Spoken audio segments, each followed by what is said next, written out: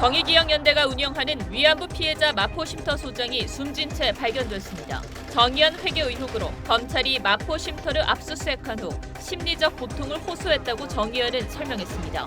검찰은 애도를 표하면서 소장에 대한 조사나 출석 요구는 없었다고 했습니다. 북한이 대북전단과 관련해 우리 정부를 원색적으로 비난하고 대규모 군중 집회도 열었습니다. 우리 정부는 남북 간 합의 사항을 준수하겠다고 했습니다. 코로나 확진자가 이틀 연속 50명대를 기록했으며 수도권에서 집중 발생했습니다. 내일 135만 명이 새로 등교하면서 순차 등교가 마무리되는데 소형 마스크 가격은 오르고 구하기는 더 어려워졌습니다. 경남 통영 해상 동굴에 고립됐던 다이버 2명은 구조됐지만 구조 작업에 참여한 해양경찰관이 숨진 채 발견됐습니다.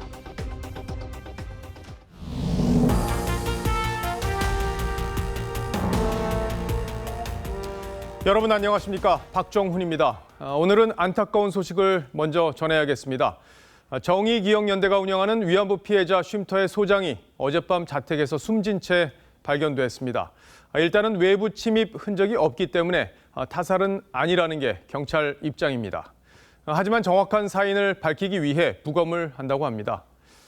이번 사건은 정의연과 윤미향 의원의 회계 부정 의혹을 수사하는 과정에서 불거진 만큼 여론과 수사의 흐름 그리고 정치권에까지 적지 않은 파장을 낳을 것으로 보입니다. 먼저 성민혁 기자가 사건 내용을 정리했습니다. 경기도 파주의 한 아파트입니다. 어젯밤 10시 35분쯤 정의기억연대 위안부 피해자 쉼터인 평화의 우리집 소장 A씨가 숨진 채로 발견됐습니다. 경찰은 A씨가 연락이 안 된다는 지인의 신고를 받고 출동했습니다. 두둥기는 소리가 연장 막 두둥기는 소리가 이렇게 계란 소리를 들으니까 그 문을 따가지고 들어가더라고요. 경찰이 강제로 문을 열고 들어가자 집안에서 숨진 A씨가 발견됐습니다. 유서는 발견되지 않았습니다. 경찰은 다른 사람이 침입한 흔적이 없어 타살 가능성은 없다고 보고 있습니다. 다른 사람 뭐 침입한 흔적이나 이런 거는 없고요. 그건 없습니다. 집에 혼자 들어가는 게 확인됐고 출입문이 잠겨 있었고. 해당 아파트는 A씨 혼자 살던 곳인데 그동안 쉼터에서 할머니들과 함께 거주하느라 자주 오지는 않은 것으로 알려졌습니다. 경찰은 유족 조사를 한 뒤 내일 오전 부검할 예정입니다. TV조선 성민혁입니다. 숨진 마포 쉼터 소장은 2004년부터 피해자 할머니들이 거주한 쉼터에서 일해왔습니다. 오랜 기간 함께 해온 윤미향 의원과 그리고 정의연이 검찰 수사를 받으면서 심리적으로 상당히 힘들어했다는 게 정의연 측 설명입니다. 윤 의원도 소식을 듣고 쉼터로 찾아와서 눈물을 흘렸습니다. 이어서 백연상 기자입니다. 마포 쉼터 소장 A씨가 한국정신대문제대책협의회의 우리 집에서 일하게 된 것은 16년 전인 지난 2004년부터입니다. 고 이순덕 김복동 할머니 곁을 지켰고 최근까지도 기론옥 할머니와 함께 생활하고 있었습니다. 정의연은 A 소장에 대해 개인의 삶은 뒤로 한 채 할머니들의 건강과 안위를 우선시하며 동지이자 벗으로 그리고 딸처럼 16년을 살아왔다고 했습니다. 검찰의 압수수색 이후엔 자신의 삶이 송두리째 부정당하는 것 같다며 심리적으로 힘든 상황을 호소했다고 전했습니다. 고인은 최근 정의연을 둘러싸고 있는 일어나는 상황을 받아들이기 힘들어하셨습니다. A씨는 윤미향 의원과 가장 오랫동안 함께 일한 사람 중 한 명이기도 합니다. 총선 출마로 사임한 윤미향 의원의 뒤를 이어 지난 4월부터 김복동의 희망 공동대표로도 일해왔습니다. 소식을 들은 윤 의원은 오늘 오전 마포 쉼터로 찾아와 눈물을 흘리며 고인의 명복을 빌었습니다. TV조선 백연상입니다. 정의연을 수사해온 검찰도 쉼터 소장의 사망 소식에 진심으로 애도를 표한다고 밝혔습니다. 수사가 사건에 영향을 미쳤다는 논란을 의식해서인지 소장에 대한 조사나 출석 요구는 없었다는 걸 분명히 했는데 그러면서도 신속하게 진상을 규명하겠다고 강조했습니다. 계속해서 주원진 기자입니다. 서울 서부지검은 평화의 우리집 소장 A씨의 사망 소식이 알려지자 진심으로 애도를 표한다고 밝혔습니다. 검찰은 정의연 고발 사건으로 A씨를 조사하거나 출석 요구한 사실이 없다며 갑작스러운 소식에 경위를 확인하고 있다고 했습니다. 검찰 관계자는 흔들림 없이 신속한 진상규명을 위해 노력하겠다고 말했습니다. 검찰은 정의연의 회계부정 의혹과 관련해 지난달 20일에는 정의연 사무실을, 다음 날에는 A씨가 소장으로 있는 평화의 우리집을 압수수색했습니다. 검찰은 지난달 26일부터 지난 4일까지 회계 담당자를 4차례 소환해 조사했습니다. 또 지난 5일에는 정의연 안성쉼터 고가거래 의혹과 관련해 안성쉼터를 지어 매각한 건축회사도 압수수색했습니다. 서부지검은 현재 대검찰청으로부터 자금 추적 전문수사관을 파견받아 확보한 자료를 분석하고 있는 것으로 알려졌습니다. 검찰은 회계자료 분석을 마치는 대로 윤미향 의원에 대한 조사 시기와 방법을 결정할 것으로 전해졌습니다. TV조선 주원진입니다. 네, 21대 국회 원구성 법정 시한을 하루 앞두고 조금 전까지 여야 원내대표단이 국회의장 주재로 최종 담판을 벌였습니다. 그동안 법사위를 비롯한 핵심 상임위를 배분하는 문제를 놓고 의견차가 컸는데 오늘은 어떻게 결론이 났는지 국회를 연결해서 자세한 얘기를 들어보죠. 자, 최원희 기자. 네, 국회입니다. 여야 회동이 밤늦게까지 이어질 수 있다 이런 전망도 나왔었는데 조금 전 끝났다면서요. 결론이 나왔습니까? 네, 조금 전인 6시쯤 1시간 만에 회동은 마무리됐습니다.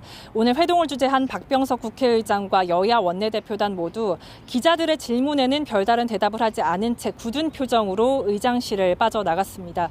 오늘 원구성 협상 한마디로 한 발짝도 나아가지 못했다, 이렇게 정리할 수 있겠습니다. 법사위와 예결위, 특히 법사위를 누가 가져가느냐를 놓고 여야 한치도 물러서지 않고 있는 건데요. 오늘 회동에선 여전히 서로의 입장 차만 확인한 것으로 전해집니다.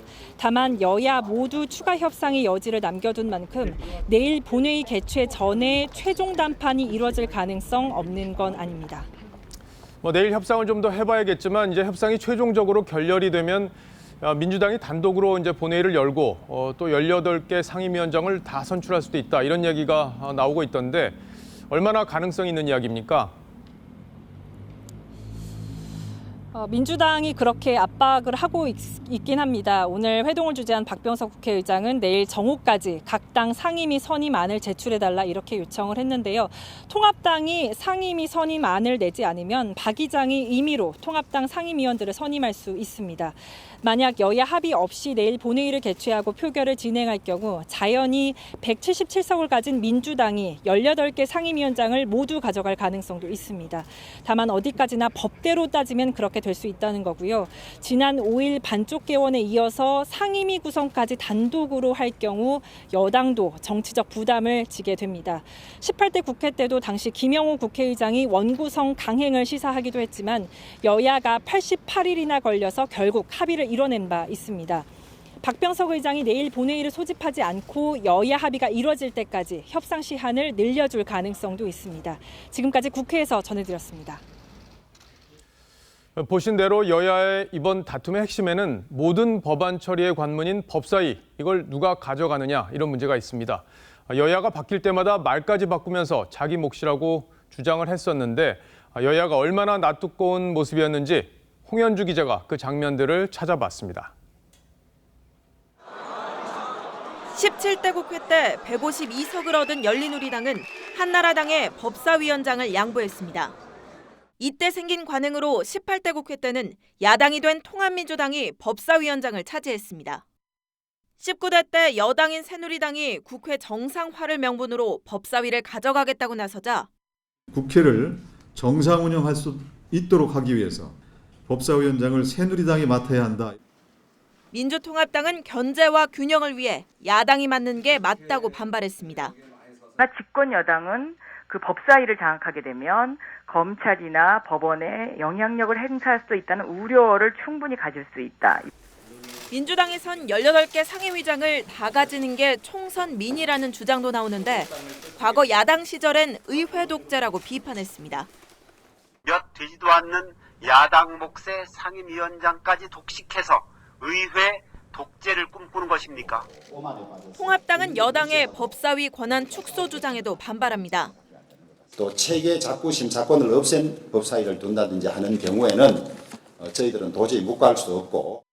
하지만 2006년엔 지금의 민주당의 주장과 같은 명분으로 법사위 체계자구 심사권 폐지 법안을 발의했었습니다.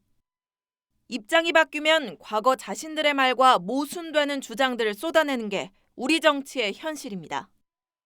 TV조선 홍현주입니다. 북한이 연일 대남 비방에 나서고 있습니다. 단순히 매체를 통해서만 비방하는 게 아니라 대규모 군중 집회까지 열 정도로 분위기가 심상치 않습니다. 김여정 제1부부장이 사흘 전 대북전단 살포를 비난하는 담화를 발표한 뒤 사실상 북한 전체가 우리를 향해 총공세를 펴는 상황인데 먼저 고서정 기자가 상당히 이례적인 북한의 움직임을 정리해드리겠습니다. 오늘자 노동신문에 실린 집회 사진입니다. 마스크를 쓴 북한 청년들이 야외 극장을 가득 메우고 주먹을 불끈 쥐어 들어올린 모습입니다. 노동신문은 청년들이 대북전단을 성토하는 집회를 열었다고 전하며 남조선 당국자들은 결의의 준엄한 심판을 면치 못할 것이라는 등 발언을 소개했습니다. 노동신문은 또 이틀에 걸쳐 북한 각계각층의 대남 비방 기고문을 싣고 있습니다. 김일철 내각 부총리는 남조선 당국자들의 꼬락서니가 격분을 자아낸다고 썼고 양명철 삼지연시 당위원장은 썩은 달걀로 천연바위를 깨보려는 터무니없는 망상이라고 비난했습니다. 북한 대외선전 매체 우리민족끼리도 가세했습니다. 문재인 대통령을 직접 지칭하진 않았지만 남조선 집권자를 지목하며 선순환 관계 타령을 하는 그 자체가 무지와 무능의 극치라고 비난했습니다. 또 북미 대화에 마침 좋은 효과를 미치는 그런 선순환적인 관계를 맺게 될 겁니다. 북한 매체들이 지난 4일 김여정 담화 이후 대남 총공세에 나선 건데 통일부는 이에 대해 남북 간 합의 사항을 준수하겠다고 했습니다. TV조선 고서정입니다. 김여정 제1부부장의 담화를 기점으로 북한이 대남 비방 공세를 퍼붓는 걸 두고 일각에서는 이른바 백두혈통인 김여정이 최고 지도자급, 그러니까 명실상부한 2인자 반열에 올랐다는 평가가 나옵니다. 한미 외교 당국도 김여정의 달라진 위상에 주목하고 있습니다. 이어서 조덕현 기자입니다. 발전소에서도, 공장 정비소 등 각종 사업소에서도 북한 주민들이 김여정 담화문을 손에 꼭 쥐고 있습니다. 김여정 북한 노동당 제1부부장의 글이 최고 지도자의 교시처럼 여론전에 사용되는 겁니다. 상당히 이례적이고 대남 사업. 여기에서는 김여정의 말이 김정은의 말과 같다. 이렇게 볼 수 있는 거죠. 김여정은 지난해 2월 하노이 북미 정상회담이 성과 없이 끝난 뒤 정치국에서 배제됐고 공식 석상에서도 사라졌습니다.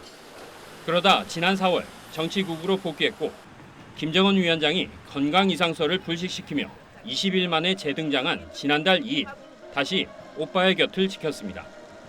그리고 지난 4일 김 부부장은 담화문을 통해 개성공단 완전 철거, 남북 공동연락사무소 폐쇄, 남북 군사합의 폐기 등 엄포를 놨고 다음 날 통전부는 이를 대남 사업을 총괄하는 제1부부장의 경고로 규정했습니다. 한미 양국은 외교실무자협의회에서 김여정의 달라진 위상과 그 무게감을 간과하기 어렵다는데 공감대를 형성한 것으로 전해집니다. 미래통합당은 악수하던 손바닥은 언제든 가격하는 도구로 쓰일 수 있다고 경고했습니다. TV조선 조덕현입니다. 네, 코로나19 확진자가 밤사이 57명 늘었습니다. 90%가 수도권 발생입니다. 개척교회, 탁구장, 방문 판매업체에서 N차 감염이 이어지고 있습니다. 신유만 기자입니다. 경기도 용인에 있는 큰나무 교회입니다. 방역요원들이 교회 주변에 소독액을 뿌립니다. 이 교회 관련 확진자는 오늘 1명이 추가되면서 14명으로 늘었습니다. 주변 상인들은 손님이 뚝 끊겼다며 울상입니다. 어려운데 엎친 데 덮친 격이라고 더 어려워졌어요. 어제 같은 경우에는 오후에 손님이 하나도 없었어요. 서울 관악구 방문 판매업체 리치웨이 관련 확진자도 3명 늘어 모두 45명이 됐습니다. 확진자 중 다수는 고위험군인 고령층입니다. 서울 양천구 탁구장 관련 N차 감염 사례도 이어지고 있습니다. 양천 38번 확진자가 지난달 28일부터 이달 3일 사이 탁구장 3곳을 다녀간 뒤 현재까지 20명이 확진 판정을 받았습니다. 이 가운데 2명은 탁구장 방문 확진자와 접촉해 감염된 것으로 추정됩니다. 방역 수칙을 지키지 않는 경우 단호한 법적 조치를 취해 주시기 바랍니다. 방역당국은 역학조사를 통해 산발적으로 확산되고 있는 수도권 감염고리를 찾는 데 주력하고 있습니다. TV조선 신유만입니다. 수도권 감염이 늘어나는 상황에서 내일은 아직 등교하지 않은 135만여 명의 학생들이 학교에 갑니다. 이로써 모든 학생들이 등교하게 됐는데 아이들을 지켜줄 소형 마스크는 품귀 현상을 빚고 있습니다. 유지연 기자입니다. 서울 시내 한 초등학교의 하교 시간. 부모들은 마스크를 잘 끼고 있었는지부터 묻습니다. 마스크는 한 번도 안 벗었지? 네. 잘했어요. 학교발 N차 감염은 나오고 있지 않지만 수도권을 중심으로 확진자가 늘고 있어 불안감은 여전합니다. 그런데 학교 방역의 기본인 소형 마스크는 여전히 구하기 어렵습니다. 서울 시내 초등학교 인근 약국 10곳 이상을 다녀봤지만 단 한 곳도 없었습니다. 등교에 학생들이 많이 찾잖아요. 거의 불가능한 거죠. 공급이 안 되는데. 이번 달부터 18세 이하는 일주일에 5장씩 살 수 있지만 유명무실합니다. 날이 더워지며 인기가 높아진 소형 덴탈 마스크는 더욱 구하기 힘듭니다. 그나마 인터넷에선 일반 소형 마스크를 구입할 수 있는데 국산 기준으로 장당 4,000원까지 나갑니다. 이렇다 보니 성인용 마스크를 대신 쓰는 학생들도 있습니다. 마스크가 집에 없어가지고 소형이나 중형이 없어가지고. 내일은 전국의 중1과 초등학교 5, 6학년 135만 명이 등교길에 오릅니다. 무더위 속에 종일 마스크를 끼고 수업을 받아야 하는 학생들을 위해 공적 마스크는 물론 덴탈 마스크와 비말 마스크도 소형 공급을 늘려야 한다는 요청이 빗발치고 있습니다. TV조선 유지현입니다. 네, 지난달 서울 이태원클럽에서 시작된 수도권 감염이 한 달간 꼬리에 꼬리를 물며 발생하고 있습니다. 특히 이번 주말에는 생활 속 거리 두기 기준인 신규 확진 50명을 이틀 연속 넘어섰습니다. 재확산 우려가 조심스럽게 나오고 있어서 최원영 기자와 자세히 살펴보겠습니다. 자, 최 기자, 6월달 들어서 증가세가 심상치가 않습니다. 추세가 어떻습니까? 네, 이 쿠팡 부천 물류센터 집단 감염으로 지난달 28일 신규 확진자는 79명까지 치솟았다가 사흘 만에 27명으로 내려왔었는데요. 인천 개척교회와 경기 군포, 안양 등의 교회 소모임을 중심으로 확진자가 나오면서 다시 30-40명대로 올라섰습니다. 이달 들어 하루 평균 확진자는 44명에 달합니다. 여기에 관악구 건강용품 방문 판매 업체 리치웨이와 양천구 탁구장 등에서도 확진자가 속출하면서 이번 주말에는 이틀 내내 확진자가 50명을 넘어섰습니다. 그러니까 조금 줄어드나 싶으면 다시 확진자 수가 늘어나는 이 패턴이 반복이 되는데 수도권 연쇄 감염에는 어떤 부분이 지금 취약하는 겁니까? 네, 먼저 집단 감염이 발생했던 방문 판매 업체나 탁구장 등 고위험 시설로 분류되지 않아 방심하기가 쉽지만 이 실제로는 바이러스가 쉽게 전파되는 여건을 갖추고 있습니다. 이에 방역 당국은 위험 집단 기준을 다시 스크리닝하고 있는데요. 개인에게도 기본 방역 수칙 준수를 당부했습니다. 직접 들어보시죠. 환기가 안 되는 그런 밀폐된 장소에 많은 사람들이 모이는 그런 모임은 가급적 가지 말아주시기를 당부드립니다. 종교 활동은 어려우시더라도 비대면으로 안전하게 참여해 주시기를 바랍니다. 자, 그리고 정부가 생활 속 거리 두기로 전환한 지 꼭 한 달째입니다. 확진자가 그런데 이렇게 증가세로 돌아서면 다시 사회적 거리 두기로 전환되는 거 아닙니까? 네, 이 정부가 처음 생활 방역 기준으로 잡았던 목표는 하루 평균 신규 확진자 50명 이하, 그리고 감염 경로가 불분명한 환자 비율 5% 이하입니다. 이 최근 2주 동안 신규 확진 환자는 이 39.6명이었는데 이 깜깜이 감염 환자 비율이 8.7%로 나타나 이 방역 당국의 고민이 깊어지고 있습니다. 일단 오는 10일 예정인 생활방역위원회에서 관련 조치를 논의할 예정인데요. 19일까지는 방문 판매 업체를 집중 점검하는 등 수도권 집단 감염 확산 저지에 총력을 기울인다는 방침입니다. 네, 아무래도 사람이 적은 곳에서는 마스크를 벗고 싶기도 하고 다소 방심할 수도 있는데 그래도 우리 스스로를 지킬 수 있는 건 방역 수치 지키는 것밖에 없어 보이네요. 네, 오늘 잘 들었습니다.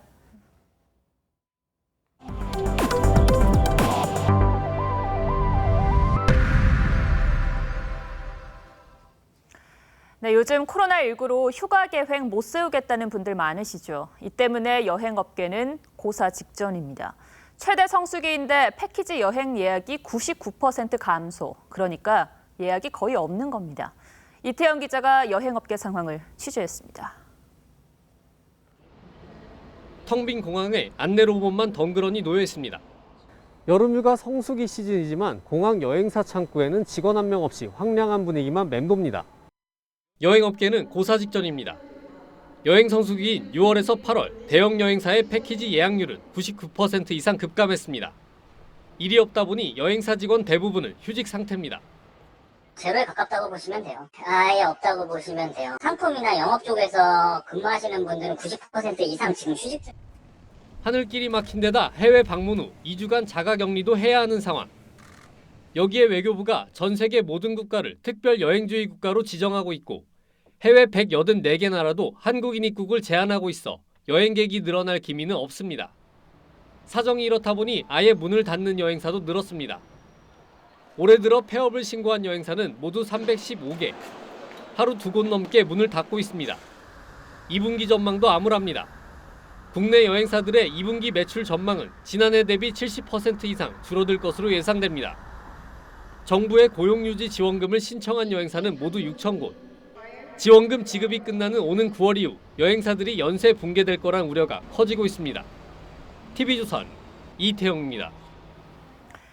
이렇게 기업들이 코로나19로 신음하면서 실물 경제 지표도 연일 최악을 경신하는 상황인데 이와 반대로 주식시장은 활기를 띠고 있습니다.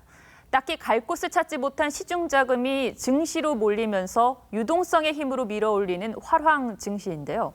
증시와 실물 경제의 큰 괴리, 괜찮을지 오늘의 포커스는 불안한 증시 화랑에 맞췄습니다. 코로나19 확산으로 코스피 지수가 1450대까지 떨어졌던 지난 3월.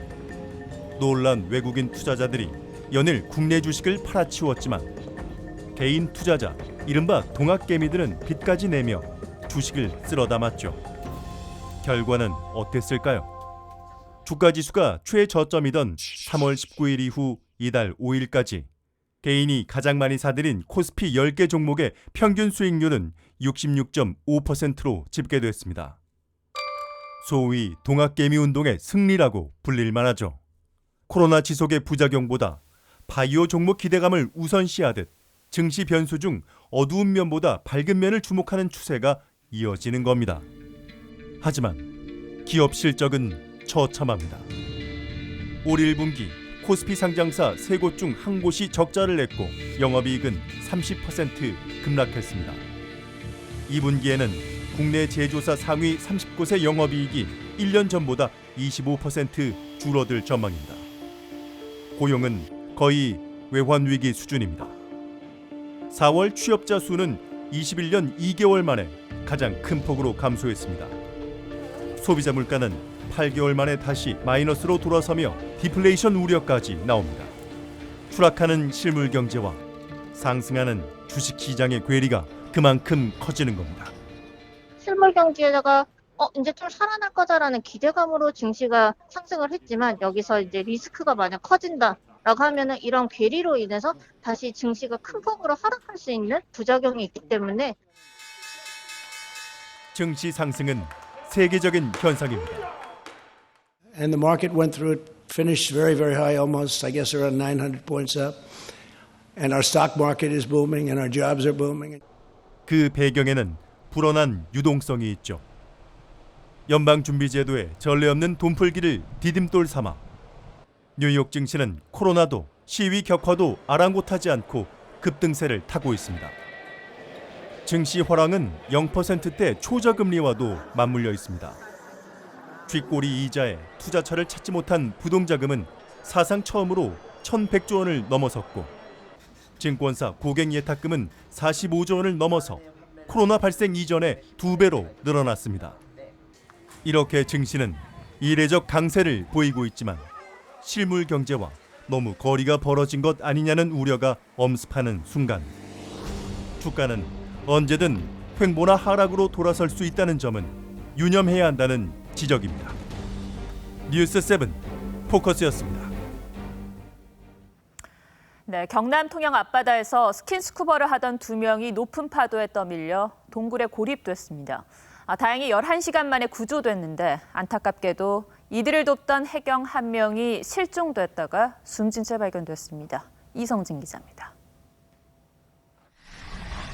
해경 구조정이 거친 파도를 뚫고 암벽에 접근합니다. 어제 오후 2시 20분쯤 경남 통영시 홍도 주변 해상에서 스킨스쿠버를 하던 41살 A씨와 31살 B씨가 실종됐습니다. 당시 사고 해역에는 최고 2.5m 높이의 파도가 쳤습니다.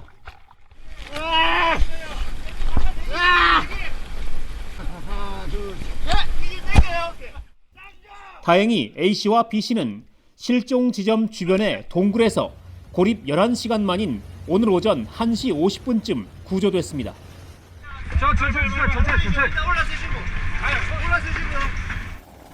그런데 구조를 하러 동굴에 진입했던 34살 정모 순경이 실종됐습니다. 해경이 경비정과 잠수부를 동원해 수색했지만 정순경은 오늘 오전 10시 55분쯤 동굴 입구 수중 12m 지점에서 숨진 채 발견됐습니다. 동굴 안에 먼저 진입한 해경 대원들이 묘 구조자와 함께 있었는데 알 수 없는 이유로 실종됐습니다. 강원도 원주의 한 아파트에서는 방화로 추정되는 불이 나 일가족 3명이 숨졌습니다. 14살 아들은 집에서, 37살 어머니는 1층 화단에서 숨진 채 발견됐습니다. 42살 아버지도 1층 화단에서 발견됐는데 병원에서 숨졌습니다. TV조선 이성진입니다. 올해 양봉이 역대 최악의 흉작이라고 합니다. 꿀을 생산하는 양봉업자들이 꿀벌을 살리려고 오히려 꿀을 사서 먹이는 상황까지 됐습니다. 이유가 뭔지 김주영 기자가 현장에 다녀왔습니다. 경기도 연천군의 한 양봉 농장. 판이 들어올리자 꿀은 없고 벌들만 가득합니다. 굶어 죽기 시작한 벌들을 위해 되레 꿀과 설탕 덩어리를 넣어줬습니다. 우리가 꿀을 떠야 되는데 꿀 뜨러 와서 지금 밥을 주고 있는 그런 형국입니다. 연간 국내 꿀 생산량이 평균 8만 톤인데 올해는 10%인 8천 톤에 그칠 것으로 보입니다. 올해 4월과 5월 이상 기후로 아카시아 꽃이 개화하지 못하면서 생긴 일입니다. 꽃이 개화하는 올해 4월 말 평균 최저 기온은 5.1도로 작년에 비해 4도 낮았고 5월에는 강수일수가 작년에 비해 2배 늘어 꿀 채취에 차질이 생겼습니다. 유통업체도 울상입니다. 아카시아 꿀 흉작으로 인해서 우리 이제 유통업계나 또 소비자들한테도 조금 영향이 있을 것으로 저는 판단하고 있습니다.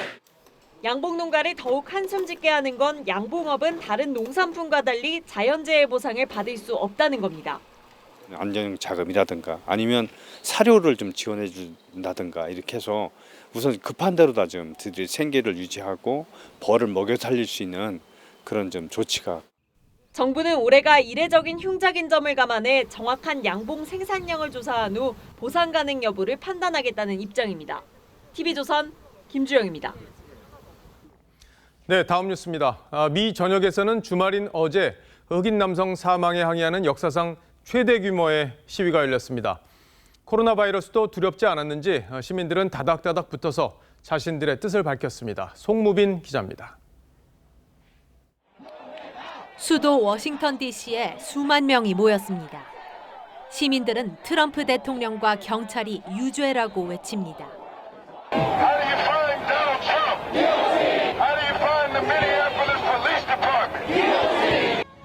백악관 앞 집회는 옆 사람과의 거리가 3cm도 안 될 정도로 빽빽합니다. 현지 언론들은 플로이드 사망 이후 최대 규모이자 미 역사상 최대 규모의 시위가 열렸다고 전했습니다. 시위 참가자들이 흥겹게 노래를 부르는 등 온통 축제 분위기였습니다. I hope that my future grandkids won't have to deal with the same fight that my great-grandmothers fought. 조지 플로이드가 태어난 노스캐롤라이나의 한 마을 교회에서는 두 번째 추모식이 열렸습니다. 3, 2, 1,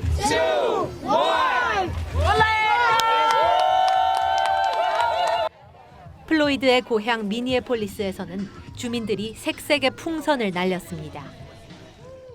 앞서 뉴욕주 버펄로에서 70대 노인을 밀쳐 넘어뜨린 경찰관 2명은 2급 폭력 혐의로 기소됐습니다.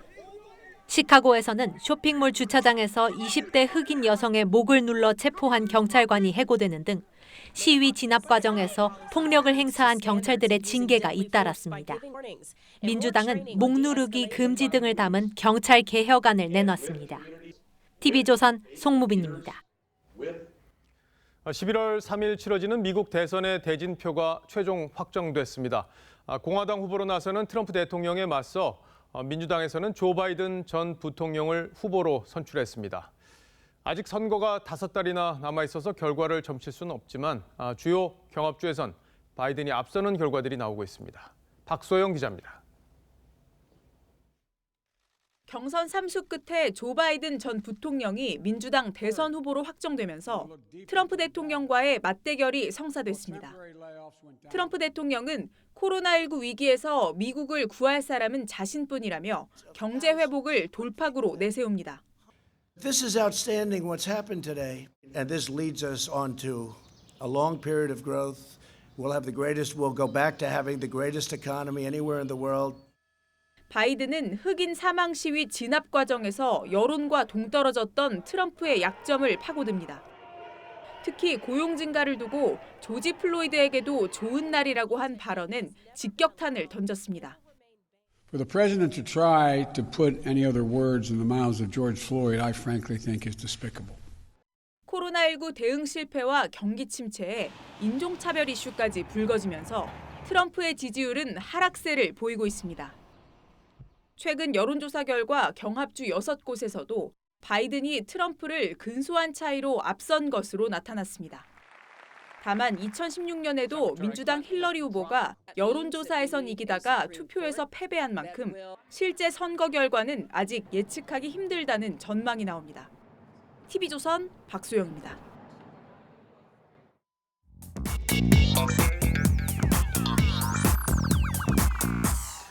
뉴스야 시작합니다. 정치부 서주민 기자 나와 있습니다. 자, 첫 번째 물음표부터 보죠. 네, 첫 번째 물음표는 김종인의 줄타기 왜로 하겠습니다. 예, 통합당 김종인 위원장인데 줄을 지금 타고 있나요? 네, 예, 타고 있습니다. 뭐가 논란인가요? 네, 그러니까 지난주에 김 위원장이 쏘아올린 기본소득 논쟁이 정치권의 이슈 가운데 하나였죠. 그런데 김 위원장의 말을 가만히 들어보면 지금 기본소득을 하자는 건지 말자는 건지 조금 애매합니다. 먼저 지난 3일 발언을 들어보시죠. 김이 무럭무럭 빵을 굽는 걸 보고 그게 먹고 싶어. 네. 먹고 싶은데 돈이 없기 때문에 먹을 수가 없어요. 그럼 그 사람한테 무슨 자유가 있겠어? 그러니까 빵 정도는 마음대로 먹을 수 있어야 실질적인 자유가 보장되는 사회다. 뭐 이런 취지의 얘기인데, 근데 저 말을 들어보면 기본소득의 취지 자체는 근본적으로 인정하고 있다 이렇게 볼 수 있겠어요. 그렇습니다. 실제로 김 위원장은 이미 민주당 비대위 대표였던 2016년에 기본소득 논의가 필요하다고 언급한 적이 있기 때문에 자연스럽게 그런 해석이 나왔습니다. 하지만 하루 뒤에는 좀 말이 좀 바뀝니다. 기본소득을 갖다가 뭐 당장에 할 수 있다고 생각하는 건 환상에 불과하다고 나는 생각을 하는 사람이에요. 근데 기본소득이라는 게 이제 특별한 조건 없이 전 국민에게 기본적인 소득을 보장해주자 뭐 이런 취지인데 사실 여권 그리고 진보 진영에서도 이게 재정 부담이 워낙 크기 때문에 쉽게 말을 못 꺼내는 측면이 있는 거잖아요. 네. 여당 쪽에선 반응은 어땠습니까? 네, 먼저 그 민주당 김부겸 전 의원은 보수적 개념으로 기본소득 논의를 잘못 끌고 가게 둬서는 안 된다고 했고 이재명 경기도지사는 우리가 망설이는 사이 기본소득이 통합당 어젠다가 되고 있다고 지적했습니다. 근데 여권에서는 이제 김 위원장이 기본소득 논의의 중심에 서는 거를 좀 부담스러워한다 이렇게 볼 수도 있고 또 견제하고 있다 이렇게 볼 수도 있는데 여권 내부의 기류가 그렇다면은 이게 어떤 식으로 논의가 흘러갈까요? 네, 뭐 결론적으로 보면은 이 통합당 수장으로서 이슈 선점에 나서면서도 전통적 지지층의 반발을 고려하지 않을 수 없었을 겁니다. 이 양쪽을 모두 의식해서 이른바 전략적 모호성을 택하면서 이슈를 주도하겠다는 구상으로 볼 수 있겠습니다. 뭐 저런 모호성으로만 가지고 국가적 이슈를 주도할 수는 없을 텐데 네. 이번 주에 또 어떤 이야기를 할지 좀 지켜보도록 하죠. 네. 첫 번째 물음표 정리해보죠. 네, 첫 번째 물음표 김종인의 줄타기 외의 느낌표는 무풀보다 악플이 낫다로 하겠습니다. 이 통합당 내에선 정체성이 흔들릴 수 있다는 우려가 나오는 게 사실입니다. 하지만 이 무기력에 빠진 잊혀진 정당보다는 논란과 시비가 있는 논쟁적인 정당 쪽이 더 나을 겁니다. 논쟁적인 정당이 낫다. 네. 예.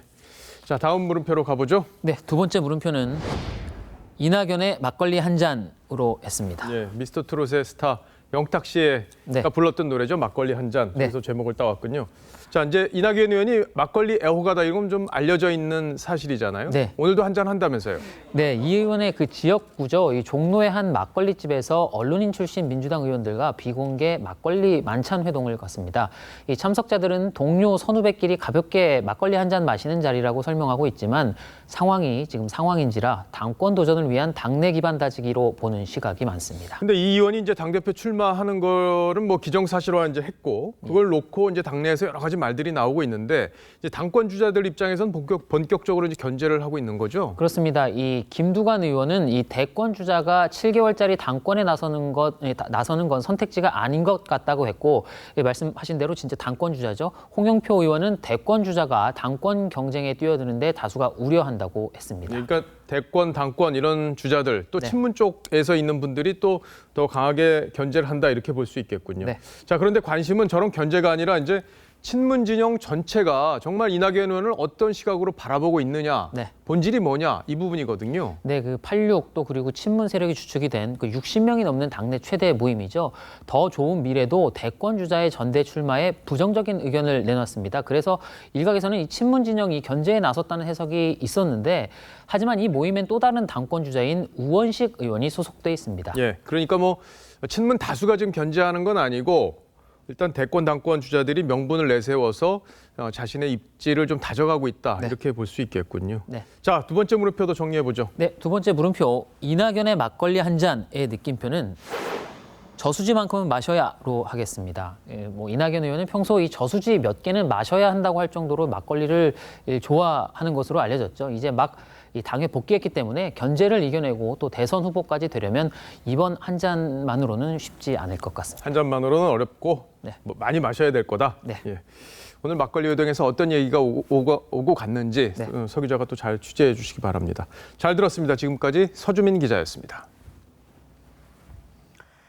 네, 마카오에서 40년간 카지노 업계를 지배하며 도박 왕으로 불렸던 스탠리 호가 얼마 전 숨졌습니다. 최대 18조 원에 이르는 유산이 누구에게로 가느냐 관심이 쏠리고 있습니다. 홍혜영 기자입니다. 99살의 나이로 세상을 떠난 스탠리 호는 사치품 밀수로 재산을 모은 뒤 리스보아를 비롯한 수십 개의 호텔 카지노와 경마장, 페리와 헬기까지 사업을 확장했습니다. 한때 마카오 정부 재정의 3분의 2를 그의 회사가 낸 세금으로 충당할 정도였습니다. I know nothing of gambling. I still don't gamble. I've got this franchise because it was a challenge for me. 스탠리 호의 유산은 최대 150억 달러, 우리 돈 18조 원에 이릅니다. 부인 4명 사이에 자녀 16명 가운데 둘째 부인이 낳은 데이지 호가 2년 전 회장직을 물려받았지만 실질적인 후계자는 언니 펜지 호가 될 가능성이 큽니다. 카지노 업계 여걸인 펜지 호는 스탠리 호 사망 당시 유족을 대표하기도 했습니다. 스탠리 호 생전에 상속 전쟁을 벌였던 넷째 부인 안젤라 렁도 잠재적인 경쟁자로 꼽힙니다. 마카오 카지노 제국의 후계자는 오는 9일 열리는 지주회사 주주총회에서 판가름 날 것으로 보입니다. TV조선 홍혜영입니다. KLPGA 칸타타 여자 오픈에서 연장 혈투 끝에 김효주가 역전 우승을 차지했습니다. 국내 스포츠는 이렇게 운영이 되고 있는데 해외 사정은 그렇지가 않습니다. 2022년 카타르 월드컵이 연기될 수 있다는 관측도 나왔습니다. 장동욱 기자입니다. 파5 18번 홀에서 계속된 연장 첫 번째 홀. 김효주의 3m 버디 퍼팅이 홀 속으로 빨려 들어갑니다. 1.5m 내리막 버디 퍼팅을 앞둔 김세영. 다시 연장 승부가 예상됐지만 김세영의 버디 퍼팅이 홀 오른쪽으로 빠지면서 김효주가 최종 우승자로 이름을 올렸습니다. 선두의 3타 뒤진 공동 4위로 출발한 김효주는 정교한 퍼팅으로 5타를 줄이며 공동 선두로 뛰어올랐고 결국 연장 승부 끝에 KLPGA 투어 3년 6개월 만에 10승째를 거뒀습니다. 전날 무려 10타를 줄이며 공동 선두로 출발한 홍은아는 2타를 잃으며 공동 5위로 밀렸고 와이어 투 와이어 우승을 노렸던 한진선도 중압감을 이겨내지 못하며 4위에 그쳤습니다. 일본 산케이 스포츠가 피파 관계자의 말을 인용해 2022년 카타르 월드컵 연기가 내부적으로 검토되고 있다고 전했습니다. 월드컵이 미뤄진 건 2차 세계대전 당시 2차례에 불과합니다. 앞서 내년으로 연기된 도쿄올림픽은 대폭 간소화된 방식으로 열릴 수도 있다는 일본 정부 관계자의 언급도 있었습니다. 合理化すべきところ、それから簡素化すべきところ、そういったことを進めていくと。 좀처럼 끝이 안 보이는 코로나19의 후폭풍으로 대형 국제 스포츠 대회들이 연달아 흔들리고 있습니다. TV조선 장동옥입니다.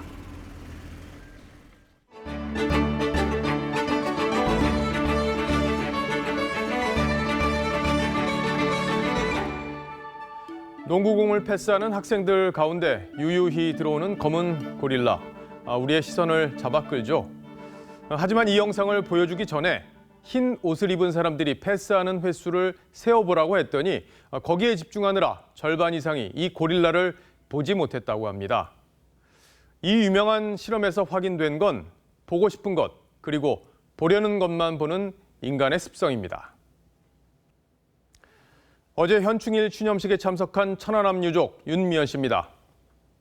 남편인 고 김경수 상사를 천안함에서 잃은 지 10년이나 지났지만 그의 얼굴에선 여전히 슬픔이 가시질 않았습니다. 보훈처가 천안함 유족을 초청자 명단에서 뺐다가 논란인 뒤에야 뒤늦게 초대했는데 문재인 대통령을 비롯한 정부 관계자들에게 윤미연 씨의 이런 슬픈 얼굴이 눈에 들어왔을지 모르겠습니다. 문 대통령은 이날 천안함 용사들은 언급하지 않았습니다. 윤미연 씨는 이런 대우를 받고 참석해야 하나 고민했는데 아이들을 생각해 참석한다고 했지요. 윤미연 씨는 남편을 떠나 보내고도 마음으론 보내지 못한 심경을 이렇게 편지로 남기기도 했습니다. 여보, 곧 돌아올 거라고 믿지 않으면 저희는 살 수가 없어요. 아직 아이들이 어려 저는 울고 싶어도 울 수 없어요. 지난 3월 서해 수호이날 기념식에서 아들을 잃은 백발의 노파가 문 대통령을 막아선 심정도 다르진 않았을 겁니다. 이제 선생인가 누구 주연이라 좀 말씀드립니다. 그런요 여적지 선생이라고 진실로 모든 일이 없어요. 그래서 이들을 위해서 한점 쳐주세요. 정부 공식 입장에 조금도 변함이 없어요. 46명의 장병이 희생된 지 10년이나 지났고 국제사회도 북한의 소행으로 결론 냈는데도 왜 이 노파는 경호까지 뚫고 대통령에게 이 질문을 해야만 했을까요? 걸핏하면 우리를 향해 삿대질하는 북한에 매달리느라 순직한 장병들의 목숨값을 점점 소홀히 할 때, 그래서 마지못해 옆구리 찔러 절박기식으로 유공자 대접을 받을 때 유족의 가슴은 또 한 번 찢겨나갑니다. 오늘 앵커가 고른 한마디는 정부가 보듬지 못하는 아픔이었습니다.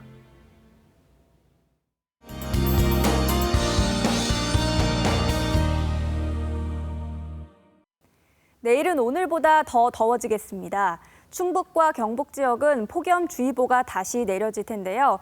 특보 지역에서는 33도가 넘는 찜통더위가 예상됩니다. 내일 대구의 한낮 기온이 35도까지 치솟겠고요. 청주와 대전이 33도, 서울은 31도까지 오르겠습니다. 한여름처럼 더울 텐데요. 그래도 마스크 착용은 꼭 하셔야겠습니다. 또 이 며칠 미세먼지 농도가 좋아졌다 나빠지기를 반복하고 있죠. 내일 오전에도 미세먼지 농도가 높겠고요. 오후에는 맑은 가운데 자외선이 강하겠습니다. 선크림도 꼼꼼히 바르셔야겠습니다. 이제 폭염의 장마 소식도 들려오고 있습니다. 주 중반부터 제주도는 장마철에 들어서겠고요. 그 밖에 남부 지역에서도 비가 오는 날이 많겠습니다. 날씨였습니다. 뉴스 7 여기서 마치겠습니다. 시청해주셔서 고맙습니다.